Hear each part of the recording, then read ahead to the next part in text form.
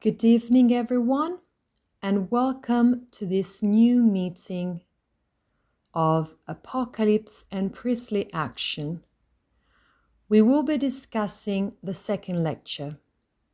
We are entering more and more into an apocalyptic consciousness of the apocalypse, that is, of revelation, characterized by Rudolf Steiner in this series of lectures as the revelation of the fourth metamorphosis of the mysteries, the new mysteries. Every authentic priestly act is therefore an apocalyptic act. What does this mean? It means a revelation of the spiritual world that manifests itself through the renewed cult of the new mysteries.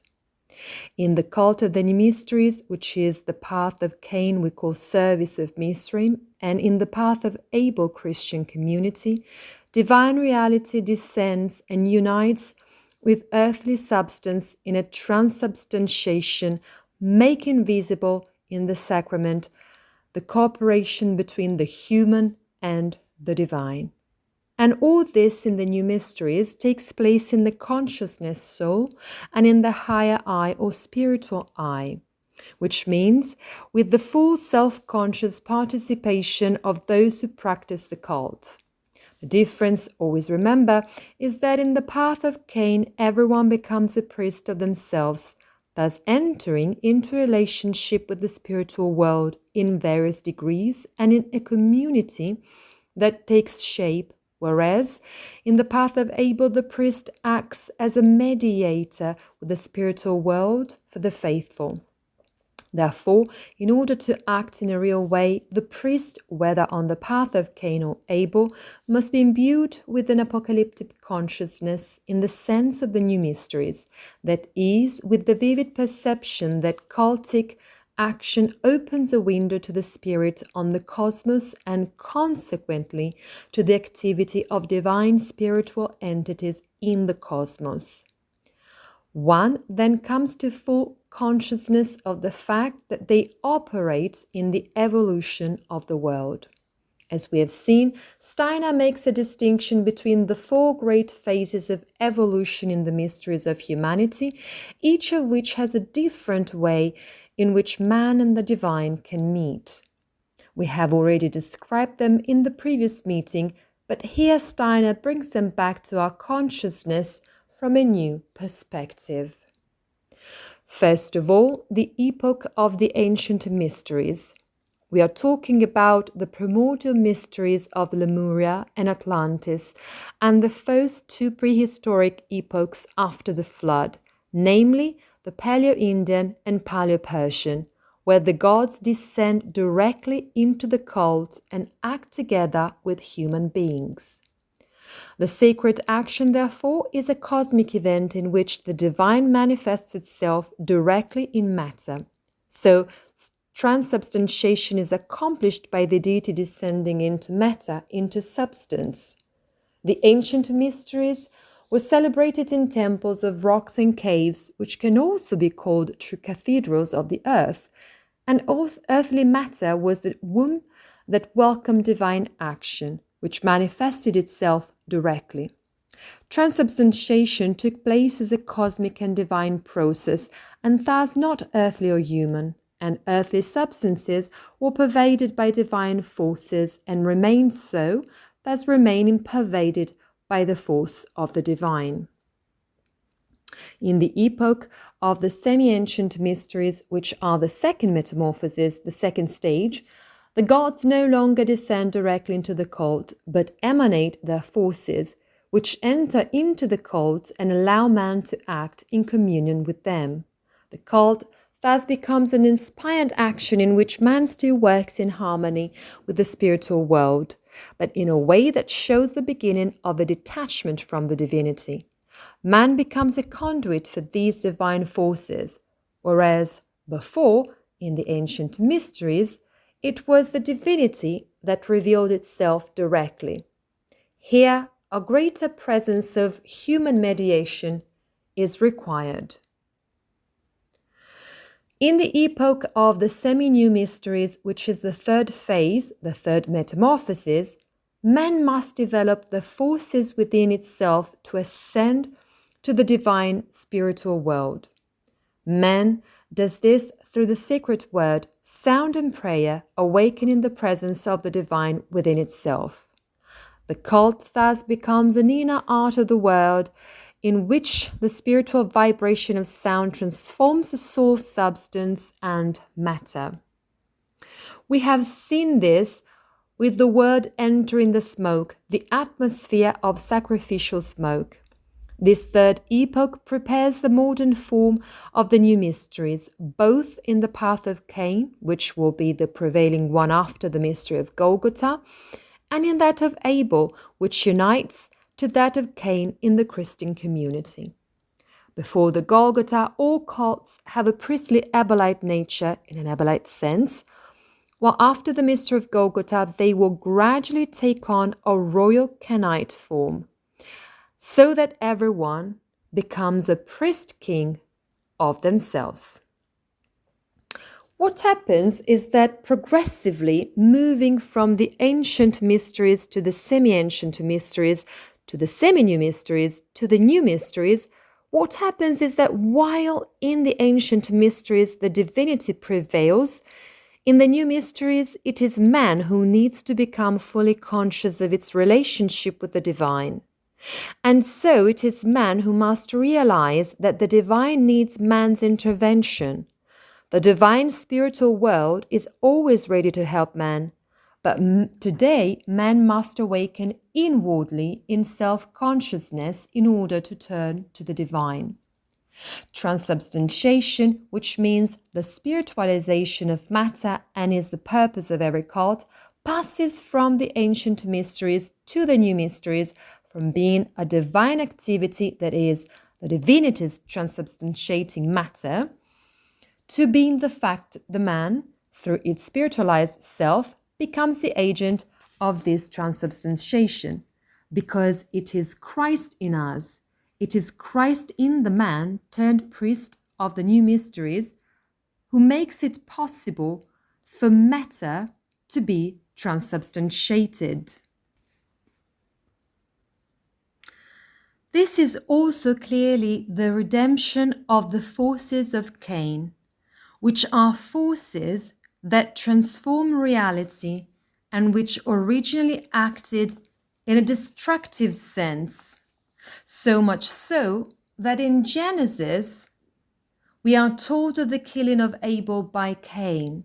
Abel is the great preserver, Cain is the great transformer, but these forces of transformation can only act in collaboration with the divine after the coming of Christ, that is, in the new mysteries.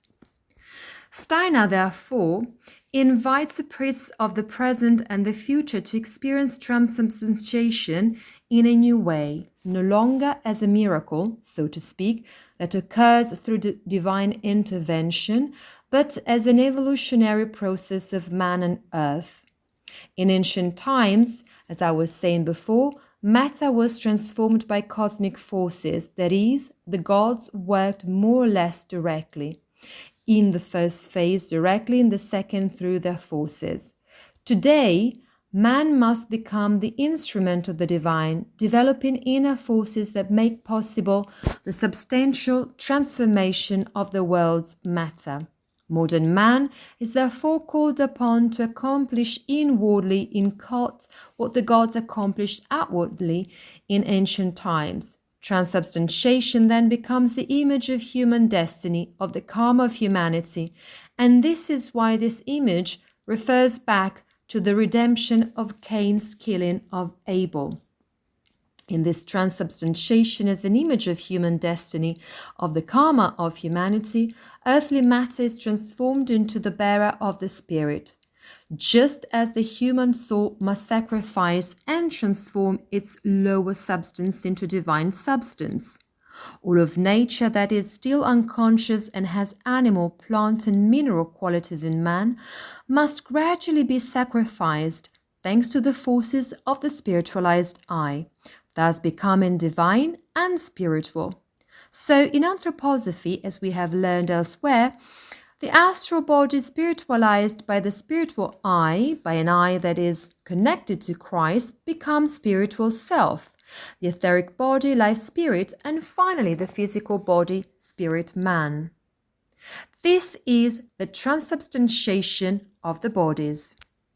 The places where the ancient mysteries were celebrated, which were these underground temples, these cathedrals of the earth, caves dug into the rock, were images of earth itself as a divine womb. And here you see an image summarizing the mysteries of Atlantis and up to the present, but it's just to give you some references. Follow what has been described. It was experienced that the earth is alive and that the future Christ, the solar being that was foretold would become the spirit of earth, was already active in the forces of the earth's art. The ancient priests, the priests of the future, of the new mysteries, are called to live this communion in the human heart, which thus becomes a stone temple transmuted into an etheric spiritualized substance. Just as Christ finally becomes the spirit of the earth dwelling in the center of the earth, so man finds Christ within in its heart. Heart of the earth, heart of man. And from there, true substantiation begins. As we said last time, that is, the spiritualization of matter. The Christ descends into the depth of the earth after the crucifixion with his descent into the underworld and begins the spiritualization of the earth. Man descends into the depth of its heart and begins the spiritualization of its own bodies. Thus, the process of transubstantiation and the apocalypse are two aspects of the same process, because transubstantiation is the act by which earthly substance is spiritualized, and the apocalypse is the vision of earth itself becoming spiritual. It is the description of this process in which ultimately all substance, except for a part that is expelled, becomes spiritualized. Thus, through the transubstantiation of earthly substance of matter, we arrive at the heavenly Jerusalem, which is nothing more than a prefiguration at the end of our earthly evolution of the subsequent incarnation of Earth as future Jupiter. In the future, these two processes will coincide more and more because progressively every human being will transubstantiate themselves in union with the Christ, the I spiritualized through the Christ, and consequently, from the innermost being of the human being, forces of the I will emanate that will further transubstantiate the substance with which we deal in our reality, including, for example, technology, given that our task is, from the point of view of the calm of the world, to work on the spirits of obstacles. As we also said yesterday in the Michaelic communities, the regional groups. First, we work on the Luciferic spirits, which have a more microcosmic nature, and then on the Ahrimanic spirits, which have a more macrocosmic nature. Our encounter with the Ahrimanic spirits is in technology, with technology, and in communities, in society where the economic element is present. So gradually the whole cosmos will be transubstantiated through cult, and man will become a cooperator in the spiritualization and redemption of the cosmos. To have an image of the metamorphosis of the mysteries, which Steiner takes up again, we have in the ancient mysteries, the gods descend and work directly. There is a cosmic action, the cult is a cosmic cult, the sacred places are caves, temples of stones, the cathedrals of the earth, and earth is experienced as the womb of the mother, the great mother, a divine womb. In the semi-ancient mysteries, the gods radiate their powers. The form of cult is an inspired communion, and the sacred places are temples where this cult is cultivated, in which the gods radiate their spirits, and the inner image is that of a man who is pervaded by the forces of the divine. In the semi-new mysteries, man, for the first time, ascends to the divine, allowing himself to be inspired by a sacred word that forms the liturgy, and the sacred place becomes the mediation that takes place in cult through the word, that which is permeated by the word. Man therefore begins to assume himself as a substance that is transmuted as transubstantiation. In the new mysteries, Christ unites sun and earth, so the solar forces are brought into the earth, and the form of cult is the new mysteries, whether they be of the path of Cain or the path of Abel, and the path of Cain will prevail. The sacred place, therefore, is the moment when transubstantiation is performed on the altar in the Eucharist, especially in early Christianity. This remains as a symbolic form in Christianity and later becomes an inner possibility for every man. The image resulting from this is a spiritualized earth that thus becomes the heavenly Jerusalem, a foreshadowing of future Jupiter. What is then celebrated in the cult? It has always been the mystery of the union between man and earth, between human beings and the planet. That is because in the beginning, since the dawn of the Earth's eras, think of the Polarian era and the first half of the Hyperborean era, man and earth are one. They have been so since the beginning of ancient Saturn, in fact. Consequently, our image that humanity is separate from earth, from nature, arises only with the intervention, above all, of the Luciferic spirits in the middle of the Lemurian era. Before that, it did not exist. What did exist was that in the middle of the Hyperborean era, when the sun moved away from Earth, a darker pole formed by Earth and Moon became separated from the sun. And so man felt nostalgic for the sun penetrated from within and radiated from within the earth-moon. But the sense of division was not yet total. There was a sense of nostalgia for what had previously been the feeling of being radiated from within. The real sense of division, and therefore the illusion of the personal self, only arises in the middle of the Lemurian era, the following era, when the Luciferic spirits enter and create an inner space in the soul of man that traps within itself part of the light that the creators, the Elohim, have given to humanity.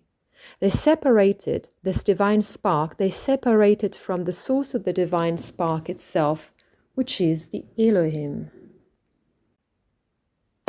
So, from the moment the Luciferic spirits enter, paradoxically, the possibility arises of being initiated in cultivating the mysteries.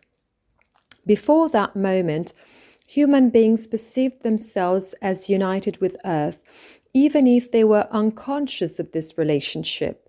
With the entry of the Luciferic spirits, with the entry of the spirits of the illusion of the personal self into the astral body of man, into the soul of man, there arises division, but also the possibility of being initiated by practicing a cult and thus feeling united again as it was originally in the Polarian and Hyperborean eras.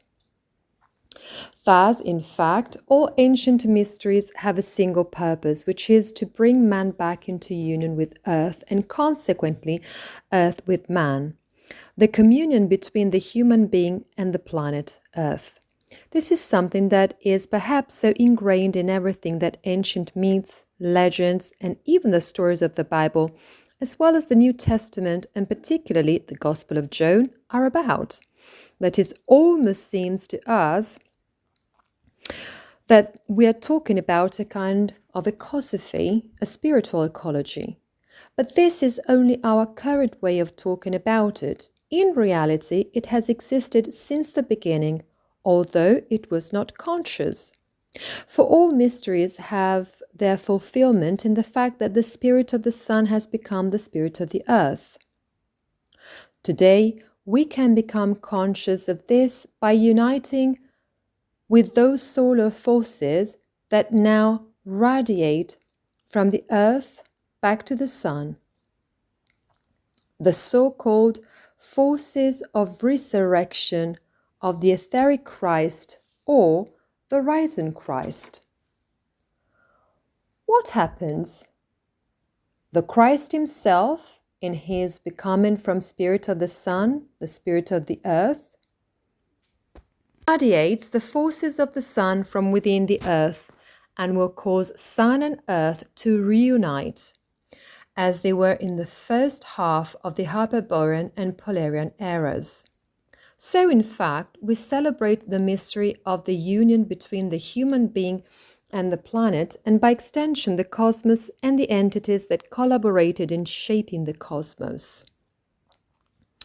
When, in the ancient mysteries, the priest celebrated in the womb of the earth, in the rock temple, in the caves, he was in direct contact with Earth's and cosmic forces. During transubstantiation, he felt his physical body merge with the very substance of the earth, no longer a separate individual, but a conscious organ of a living planet, a planet that was perceived as alive. Consider that the first scientific conception of the planet Earth as a living planet, which is the so-called Gaia hypothesis or theory, was only conceived in the 1960s and 1970s, but in reality, it is something that had always been cultivated in the mysteries. So you understand that when Steiner says that natural science will gradually catch up with the knowledge of the mysteries, even if it does so from the bottom up, so to speak, and not from the top down, this process is underway today, and the impulse we have today to value our relationship with nature, which is something that has emerged in the last 30 years, is an impulse that recognizes the need for the spiritual evolution of humanity. Certainly, it then depends on how this impulse actually comes about, on how this impulse is directed, whether it is in line with Christic evolution or whether it takes on anti-Christic forms. This is another aspect. However, in general, the impulse that become aware of our relationship with Earth and with nature is part of the mysteries and of the recovering of those mysteries. Therefore, in the ancient mysteries, the temple in the rocks was a concrete image of the fact that physical man is an integral part of the earth and that earth itself is an organism and is sacred. In that experience, the distinction between the human being with its organism and the earth with its planetary organism disappeared, dissolved completely, and the priest perceived himself as a breathing organ of the earth, just as man today is a breathing organ in the Earth's atmosphere. In fact, esotericism, any occult science, any esoteric understanding can never be separated from the fact that the human being comprises within itself the four macrocosmic elements in a microcosm. All true occult science, all esoteric understanding is aware of the relationship between the elements as experienced in nature and the bodies of the occult constitution of the human being. In the ancient mysteries, the mysteries were based on the physical body, therefore on earth in a solid physical sense. We will now briefly look at them, touching on the four elements.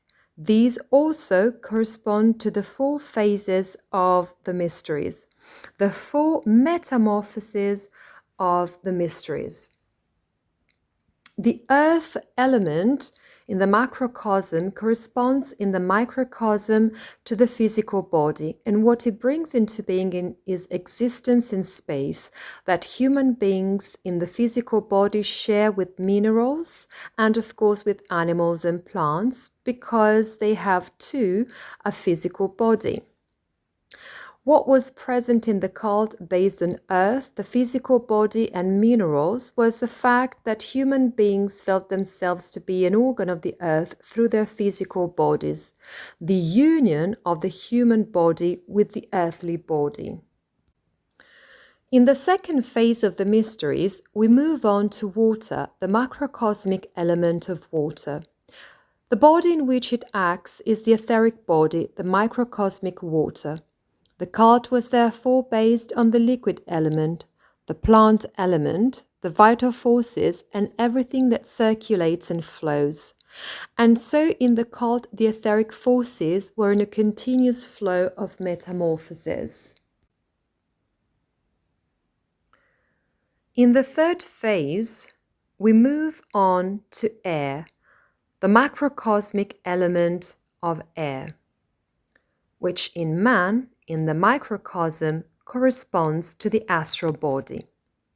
We therefore have the soul forces of breath and of the word that is spoken in the air. And the cult is based on the union of a word that becomes magical, inspired, with the substance of the atmosphere of the air. We have seen, in particular, the element of smoke, sacrificial smoke. Consequently, in the new mysteries, we arrive at fire, heat, as macrocosmic element, that internally corresponds to the organization of the I. Therefore, the spiritual principle that is put into practice is what we have called the higher I or spiritual I, an I that unites with the Christ. And therefore, every act that is performed in cult is first and foremost an inner sacrificial act that emanates outwardly, precisely because the I has become completely incarnate. Thus, man, being a microcosm in which the four elements of the macrocosm live, when coming into contact with an I that becomes self-conscious, is the place where these elements, which from macrocosmic have become microcosmic, can be redeemed and spiritualized. In the new mysteries, the possibility of this transubstantiation begins within man, from the fact that the incarnated I connects to the higher I, the earthly I, to the solar I, the I to the Christ. Not the I, but Christ in me. The ancient priest of the ancient mysteries in this temple in the earth, in the caves, experienced these relationships directly. His physical body merged with the solid earth. His etheric body participated directly in the movement of liquids, all the liquids that were perceived in the atmosphere and on the earth. His astral body breathed with the entire atmosphere, and his I, which was still external, was perceived in the fire that was observed outside. So much so that since the Old Testament, we have the burning bush in which Moses is told that the name of the one God of the chosen people, the Jewish people, is I am that I am, Yod-E-Vav-E, or, if you like, Jehovah. So in the primordial epochs after the flood, the ancient Indian yogi, through conscious breathing, perceived the union with the fluid elements of the earth, with all that which goes from water into the atmosphere and from the atmosphere returns to water, the entire water cycle. In inhalation and exhalation, they experience the mystery of the continuous birth and death of man in a form of air, a cosmic breath that makes man a wave of this great ocean of the atmosphere that goes back and forth between the liquid and air elements. The priest of the mysteries experienced something similar to what is still done today through pranayama, but even more extensive. Why? Because in fact, human beings were not yet fully incarnated. Even their bodies were largely external, especially the I, but the others too. They would only gradually become incorporated. That is, they not only felt united with the air, for example, like the yogi through pranayama, but with all the cosmic substances that penetrate man through the senses, the skin, such as light and heat. These substances, which are astral etheric forces first and foremost, before being physical forces, can be absorbed in a subtle way. And so what happened was that during transubstantiation, the priest perceived the two great cosmic currents descending and ascending. These two great cosmic currents are also called in esotericism Yakin and Boaz, the two pillars of the mystical temple. The descending current, Yakin, descends from the cosmos through the senses and nerves, bringing the spiritual forces of the universe to be incorporated into the microcosm, into an earthly body. This activity has built throughout evolution the man of limbs and metabolism, the man of the wheel, of the part most oriented towards the sense physical world.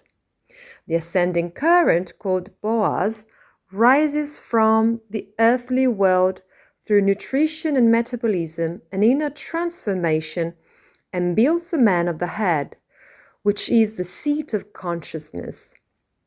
So we can also say that in all ancient mysteries, above all those of Lemuria and Atlantis, since man did not yet have an evolved physicality as today after the flood, the Yakin current prevails, the descending current, while after the physical body was completely formed and had to be spiritualized, that is, after Christ, after the possibility of transubstantiating the microcosm from within, starting from the eye, the Boaz column began to prevail. It rises from all inner activity and goes towards spiritual heights, the spiritualization of matter. So we can also say that the descending Yakin current is the materialization of the spirit, and the ascending Boaz current is the spiritualization of matter. You can also see this in this diagram here. The red column is called Yakin and the blue column is called Boaz. The Yakin column prevails throughout the first part of human history up to the mystery of Golgotha, while the Boaz column prevails from the mystery of Golgotha to the Apocalypse. So Genesis, with the original sin that leads to the fall of humanity, is a materialization of the human being. It is its entering into the body, so that after the mystery of Golgotha, the body can be progressively spiritualized and humanity moves towards overcoming materialization in Boaz in the heavenly Jerusalem, that is, in the Apocalypse.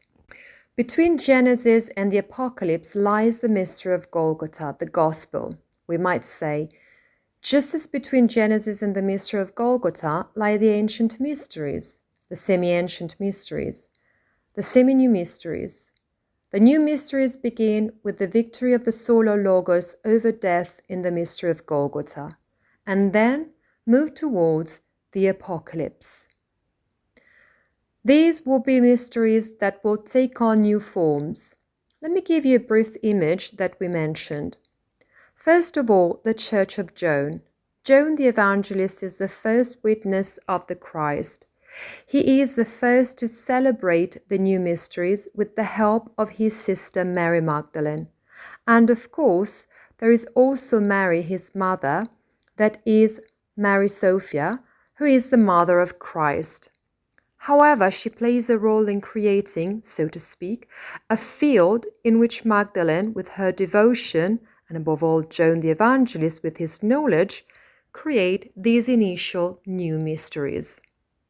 Then the Church of John, let me give you a few, so to speak, snapshots of stages to give you an image, reappears, for example, with the Templars.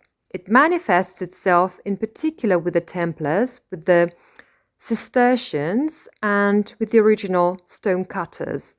They constituted three dimensions working together: knights, monks, and builders of cathedrals, Gothic ones, for example. Then in the Middle Ages, the Rosicrucians appeared, which is again an evolution of the Church of Joan as well as of the Templars. We also have an evolution of the new mysteries, passing, for example, from the Templars, as I mentioned, to the Rosicrucians, and from the Rosicrucians to the Western esoteric movements that derive from the Rosicrucians, to arrive at the movement that generated Theosophy and Antroposophy, which are part of the renewal of the mysteries. After Antroposophy, the new mysteries will undergo further metamorphosis. Steiner talks about this in some of his lectures, anticipating that in the sixth cultural epoch, Aquarian Christianity will manifest itself, which is what will evolve from the metamorphosis of Antroposophy itself and will be called Christosophia, which will be brought by Maitreya Buddha. And then again, from the sixth to the seventh epoch, there will be a further metamorphosis that will lead to the further renewal of the new mysteries. They will become the mysteries of the sixth cultural epoch and then the mysteries of the seventh cultural epoch. During the act of this substantial and spiritual communion, the two currents, Yakin and Boaz, the descending and ascending currents, meet in the heart, in the center of the heart, which we can also call the point of balance between the earthly forces and the cosmic celestial forces. When these two forces meet in the heart, man truly becomes a true being, a living bridge between the heights and the depths, thus leading to the experience of transubstantiation of oneself. When the priest in ancient times came to feel the two currents uniting, he experienced transubstantiation in his own body, no longer separate matter, but a body that was transformed by the gods, a human body that was transformed directly by the divine. This is brought back to life in the new mysteries. Man itself is consecrated and transfigured into a bearer of the divine, inwardly. And from this we can say that it was said, I am no longer the one who walks in the physical body. I am the one in whom the God who descended lives. I am the Alpha and the Omega. At this time, therefore, the priest identifies himself, not out of pride, but out of a cosmic awareness, with the Logos, the cosmic Christ, who encompasses all earthly evolution. This ancient experience is the prototype that will have to be reborn in the future, this time in a fully conscious way and through the action of the spiritual eye. So, what is the difference? It is that in the priest of the ancient mysteries, union with the earth came in the body, that is, through the substances of the body, unconsciously. In the priest of the new mysteries, it takes place in the consciousness soul, in the spiritual eye, that is, in full consciousness. The Christ who then manifested himself as God descended into the rock temples of the ancient mysteries, now manifests himself as the spirit of earth, who ascends to heaven in the forces of resurrection and wants man to become conscious of this cosmic unity. The apocalyptic vision is the new form of this experience. What the ancient priest experienced as the perception of earth being consecrated, the priest of the future will experience as the revelation of the cosmic Christ in the etheric body of the earth, namely the risen Christ, the etheric Christ. What in Joan's Apocalypse are called the new heaven and the new earth. During the evolution of the mysteries, we arrive at the semi-ancient mysteries. We started from the fact that in the ancient mysteries, man united with the physical earth and experienced the direct descent of the gods into the underground temple. In the semi-ancient mysteries, a profound metamorphosis takes place. The temples are no longer carved out of rock, but built on the earth's surface. It is no longer the mineral substance that dominates the cult, but, as we mentioned before, the element of water, the liquid element. There are therefore lustral waters in which it is possible to perform ablutions, ritual baths. Sacrifices are made through the element of liquid, and in these cults, the man of water, the liquid man, prevails. Man perceives the mystery of transubstantiation no longer in the physical, in the earthly substance, but in the etheric, in the liquid. The earthly element, which is stable, solidified, and crystallized, is transformed into a life element that flows and generates. And so we have the transition from a cult centered on the physical and earth to one centered on the etheric and water. The ancient priest felt one with the earth as the foundation of existence. The priest of the semi-ancient mysteries feels the flow, feels himself flowing with the life of the cosmos. He perceives growth, death, and rebirth like plants, like the waters that flow in the seasonal cycles of the water cycle. The etheric body is the sphere of life, growth, and time, and so the priest of the semi-ancient mysteries performed transubstantiation in the mysteries of water. As it had been in the mysteries of earth, now it was in the mysteries of water. And he perceived himself within himself, the becoming of cosmic time, the continuous process of birth, growth, death, germination, and once again, decay. He felt how growth proceeded within him from childhood, from his own childhood, how in this flow from the past to the future through the present, the etheric body acts. The etheric body is therefore the body of a living time, and in the ancient transubstantiation of water, the priest of the semi-ancient mysteries consciously entered into this flow. So, what was the cultic act? It was an experience of the presence of the divine becoming that flows across birth and death. And the feeling that dominates this epoch is that of eternity. Man feels itself to be part of the forces that generate and dissolve life throughout the universe, and birth and death manifest themselves on the altar, in the liquid element. And communion is an immersion in the cosmic currents of eternal life. In the first phase of the mysteries, which are the mysteries of earth, the priest felt unity with the substance of the cosmos.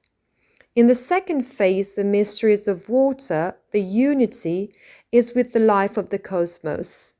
And the cultic action is no longer centered on matter, but on the metamorphosis of life, of the forces of life, its flow. The eye begins to glimpse its immortality not in the solid stone that remains in its solidity, but in the rhythm of birth and death. In the semi-new mysteries, with the third epoch of metamorphosis of the mysteries, man must now unite, after earth for ancient mysteries and semi-ancient mysteries with water, in the semi-new mysteries with air and the astral, and therefore through the word inspired by the spiritual world. The path of the cult no longer passes through earth or water, but through the breath, the word, air, in a word. In the East, we said that the yogi united with the divine through the consciousness of breath, pranayama. As an individual, he sought direct contact with the ocean, the air and the forces that moved in the air, in the cycle of the air.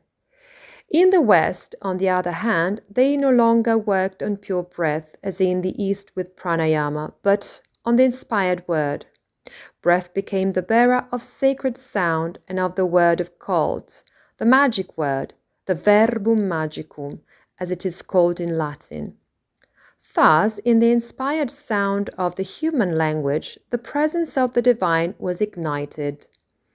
The word in this epoch is a spiritualized form of breath. When man speaks with sacred consciousness, God speaks through him. And the word then becomes the vehicle of the Spirit. The priest of the semi-new mysteries said, "As I speak, God speaks in me." In the semi-new mysteries, the magic word, the sacred word, vibrant with the divine forces, inspired, is the true transubstantiation. The sound of the human word becomes the divine voice. However, this power did not remain alive. Over the centuries, the word lost its living force. It became a repetition by tradition, a form, and the priest himself ceased to be aware of it. However, Steiner tells us, bear in mind that spirituality is still present in cult itself, and this is still true today. Even an unworthy priest pronouncing the true words of the cult still invokes the entity in the air through the inspired magical word. Spiritual beings who really operate in the ritual. There is therefore no liturgical act that is purely symbolic. Wherever the sacred word is pronounced, the spirit moves. And this is very important because it tells us that in the ancient forms of semi-new mysteries that we still find today, there is a spirit that has remained, so to speak, in the very forms of rituality that are brought into words. This is why Steiner will say that in the forms of the Catholic Mass we still find the ancient mysteries. The mysteries in their evolution, so aspects of ancient mysteries, semi-ancient mysteries, semi-new mysteries, which are revealed through the ritual structure and the ritual words that are pronounced during Mass. And this also applies to other rituals. So, we have moved from the physical body, ancient mysteries, to the etheric body, semi-ancient mysteries, to the astral body, semi-new mysteries. From earth to water to air. The corresponding spiritual experience was initially union of the human body with the body of the earth. Then it became the feeling of eternity in the flow of universal life, and then union with the divine through an inspired word that has a magical action. And so, in each period of the mysteries, transubstantiation changes, evolves, transforms. In the ancient mysteries, it is cosmic and mineral. In the semi-ancient mysteries, it is vital and flowing. In the semi-new mysteries, it is spiritual and sound. In the Word. We will have a further metamorphosis, as we have already said, in the fire of the new mysteries, or solar mysteries, as we can also call them. When human consciousness darkens and no longer feels the word as a living reality, cult survives only as an outward form, and this, according to what Steiner tells us, is the fate of Catholicism after the most ancient forms of Christian cult. So the Mass continues to be valid because it keeps in itself the forms of the mysteries, but the priests are no longer present to themselves. Spirituality operates objectively in the very forms of rituality, but is not consciously participated in.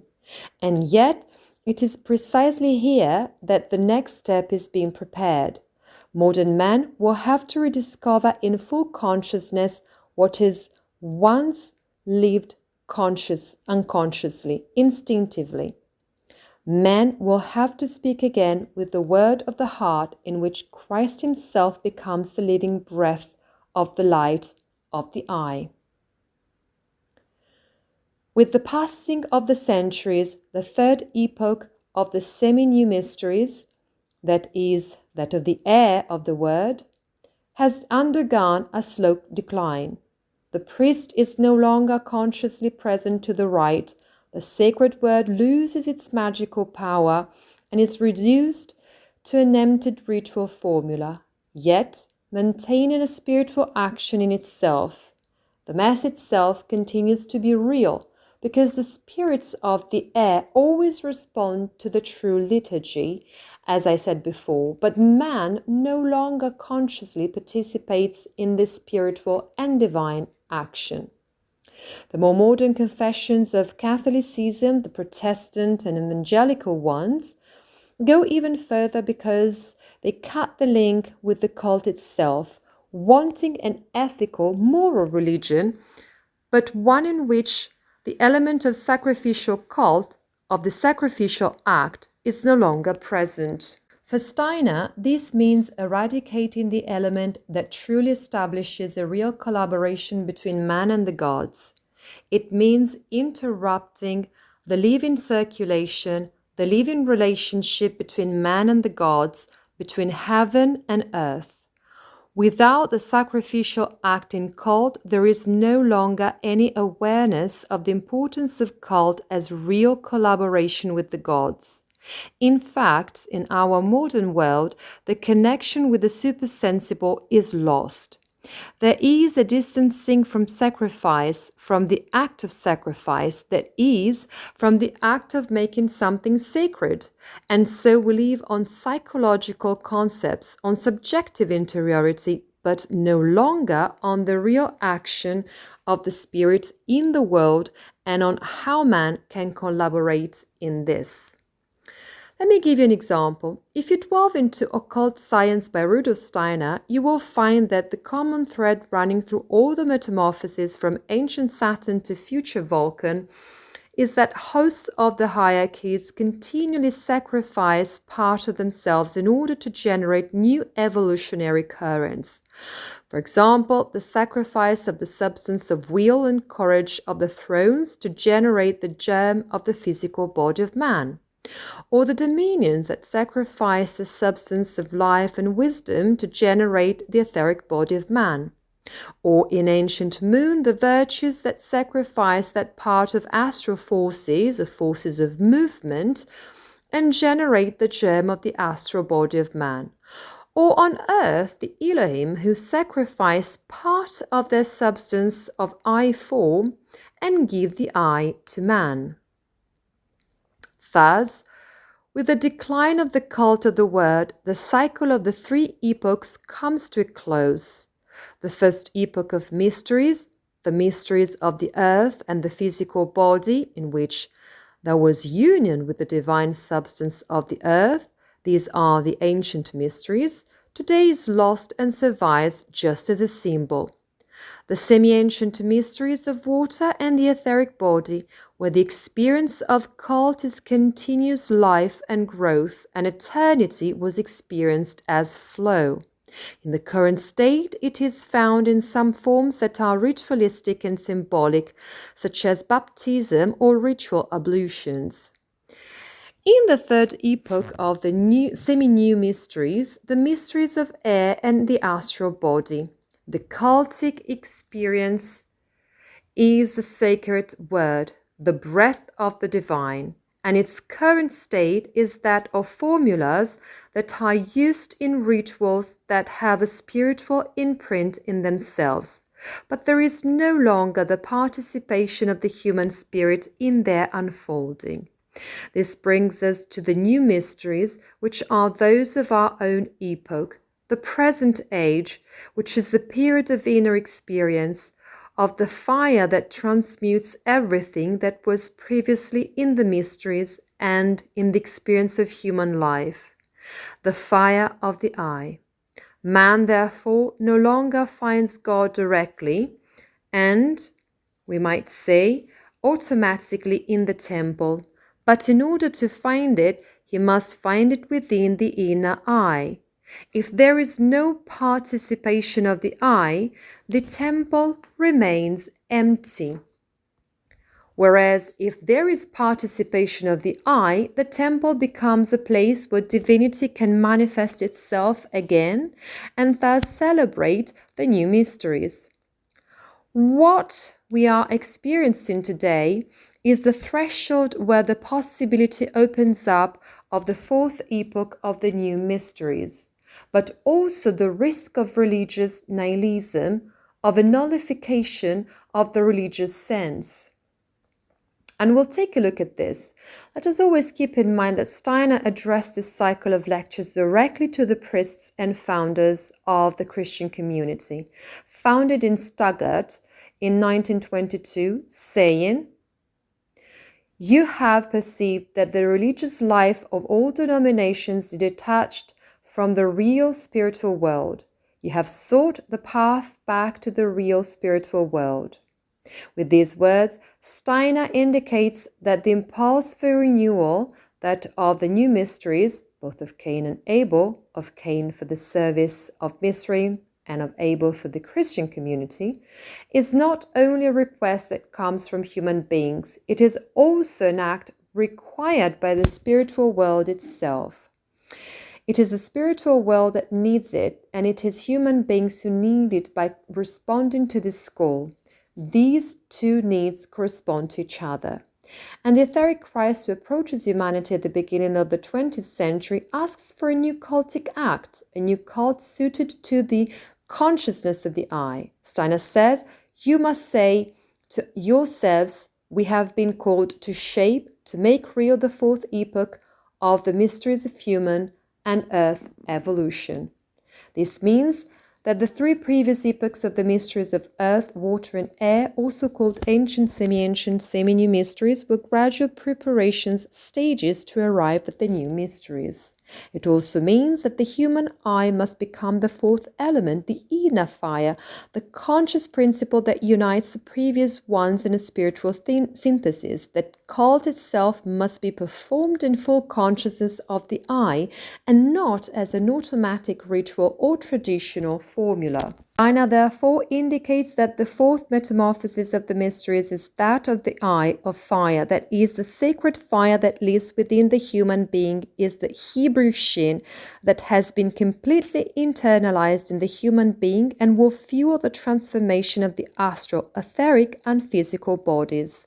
It is the living Christ within the human interiority. I make all things new.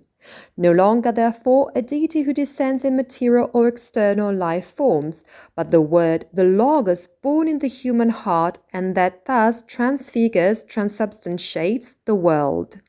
If you do not deeply understand your task, what you do will turn into something without essence and will only be a disturbance, says Steiner. New cult cannot therefore be an aesthetic moral exercise. It must be a real act of sacrifice to collaborate with the hierarchies, a service rendered to the gods themselves, to the spiritual world. Thus, the Canaanite cult of the service of mystery or the Abelite cult of the Christian community are not symbolic. They are a manifestation of the spiritual world on earth, a necessity of the spiritual world, and a request that man has for the renewal of his relationship with the spiritual world. When performed with the right consciousness, that is, in the forces of the consciousness soul, it is a door and windows that open, through which the divine descends into the human temple. Christ is the center of this new mystery, the mystery of Golgotha, and he allows the transition to this new fourth epoch of mysteries. Christ first penetrated with the cosmic action, descending from cosmic distances, then entered the earth and became part of the life of earth itself, giving himself with his solar forces to the earth, from spirit of the sun becoming spirit of the earth. And now human beings must unite their I with these forces, which we also call solar forces, the forces of Christ's resurrection. In the mystery of Golgotha, Christ united himself with the physical earth, thus transforming it into a living body permeated by the forces of resurrection. And today, he must unite himself with human consciousness. The etheric Christ wants to make himself present to the human eye as a force of resurrection and inner force. Therefore, the cult of the new mysteries, the fourth liturgy, is the organ through which Christian can work etherically in human consciousness. And the Apocalypse is the path to knowledge of these new mysteries, inasmuch as transubstantiation is, as we said before, closely linked to the mysteries of the Apocalypse. In this way, the Apocalypse, and we come to understand the role of the Apocalypse, is no longer a book of external prophecies. That is, when will this or that event happen? But a living text that reveals the inner evolution of the mysteries themselves. It shows how the Alpha and the Omega, the beginning and the end, have had three modes of understanding. In the first epoch of the mysteries of earth, where the gods were experienced as a visible external presence, the Alpha and Omega were understood as a completely incarnated cosmic cycle. In the second epoch of the mysteries of water, the presence of the gods was heard in the forces, like the music of the spheres, and as a cosmic word flowing from heaven to earth. In the third epoch of the mysteries of air, man spoke the divine word on earth, but without having full consciousness of its source. Now, in the fourth epoch, man must rediscover the Alpha and Omega within himself. He must become the point where the beginning and the end come together in the etheric Christ, the living Christ, the risen Christ. Consequently, we have an image of how all the ancient mysteries actually lead to a culmination of the new mysteries. The three great phases of the mysteries before Christ, each of these represents a different level of consciousness, a different relationship between man and the divine. In the first epoch with earth and the physical body, the experience of cult is that man experiences the real presence of the gods on earth, and they are actually present, visibly present in the cult. And the Apocalypse is experienced as a direct revelation of the Alpha and Omega, the divine totality. In the second epoch of the mysteries of water and the etheric body, man hears the cosmic word and the music of the spheres as the language of the cosmos. That is, man feels that creation vibrates with the primordial creative word, the Logos. And the Apocalypse is then perceived as the living word, as the rhythm and sound of the divine word that has generated creation. In the third epoch, that of the mysteries of air and the astral body, man experiences the inner echo of the sacred word. The cult produces a spiritual resonance that becomes an apocalyptic vision. And the Apocalypse is experienced as a response from the divine. What the priest offers returns to him transfigured as a vision. In this third epoch, the priest lived in a kind of supersensible echo of the liturgy. What he had pronounced in cult was transfigured, resonating in the soul as an apocalyptic revelation. It is the moment when man begins to feel the divinity within himself, and not only outside of himself. We can therefore consider John's Apocalypse truly as the rebirth of the mysteries from the semi-new mysteries, the third phase, to the new mysteries, the fourth phase. John the Evangelist, also called the disciple whom Jesus loved, that is, the one to whom he had given the most complete teaching he could give, loved in the sense of the mysteries, meaning that he transferred and transmitted the mystery of Golgotha in its completion to John the Evangelist, is the spiritual heir also of the mysteries of Ephesus, where he would spend the last part of his life. John is the one who unites the ancient wisdom of the mysteries. What remained of all the ancient mysteries, semi-ancient and semi-new, with the new revelation of Christ, And the Apocalypse is precisely this. It is the synthesis of all the previous mysteries in the new mysteries. John is the first priest of the new mysteries. He experiences the Apocalypse as a real inner event, as a direct experience of his I united with the Christ. The Apocalypse is for him what the word I is for us. It is a supreme act of consciousness in which the I and Christ, the Logos, coincide. It is also the transcription, the testimony and the transcription of a cosmic rite, of a spiritual sacrificial action that takes place in the world of hierarchies and now needs man to take place on earth. We are therefore called today to give shape to the fourth epoch of the mysteries, whether in the path of Cain or Abel, in the service of mystery, or in the Christian community, and our task is no longer just to live the divine through the physical etheric astral body, but to grasp the mystery of the fully conscious I. Steiner says it depends entirely on you, on your intimate experience of the working and weaving of the spirituality of the world, that sacred action and apocalyptic action are grasped by the I of humanity.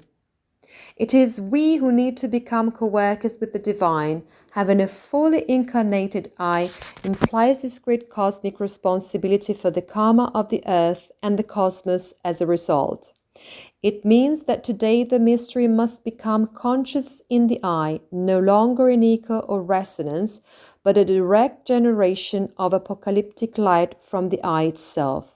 Cain's call to the service of mystery and Abel's call to the Christian community are therefore not a symbolic repetition, but a real action, a cosmic act in which the human I consciously corroborates with the forces of Christ and the hierarchies. Therefore, the modern priesthood coincides with, says Steiner, an apocalyptic I, that is, the I becoming conscious of the fact that at every moment of life it provokes and generates from itself a reproduction of the apocalypse. Then it is consecrated as a priest of the new mysteries. To be a priest in this new sense means to be an I that continuously generates apocalypse. What does this mean?